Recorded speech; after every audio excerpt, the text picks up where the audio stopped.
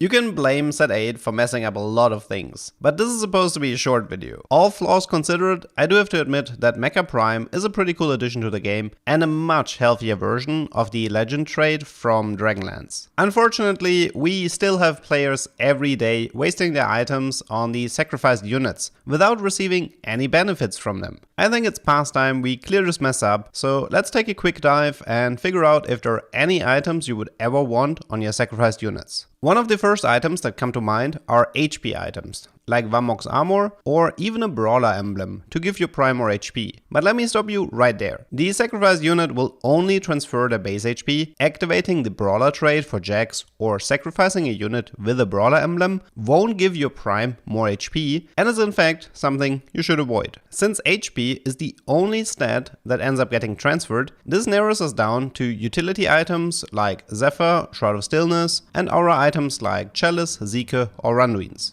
Let's start with Zephyr, because myself and a lot of players ended up making the mistake of thinking this interaction would work. I mean, freely positioning your Zephyr without any downsides sounds too good to be true, and in this case, it is. Zephyr does not work on any sacrificed units. Shroud of Stillness is a bit more interesting. A normal Shroud works the same as Zephyr, meaning it doesn't work and the item is wasted. However, there is an exception with the Gadgeting Shroud, because for some reason, this version of the item does work. This interaction was surprisingly relevant for some patches in Set 8 when Gadgeting was reworked and players rushed for Gadgeting set carry. Maybe it will make a comeback if Garen carry ends up becoming more popular. This leaves us with only the aura items, and maybe to the surprise of some, all of them do work. You are free to slam Zeke on a Wukong and put him next to your Samira. Obviously, you are going to lose some stats if you put an item like Zeke, Chalice or Runruin on a unit that gets sacrificed at the start, but it can be beneficial to avoid creating larger clusters in your backline to avoid getting punished by units like Misfortune. Was there anything I missed or any interaction you're curious about? Let me know in the comments. I hope you learned something and see you next time.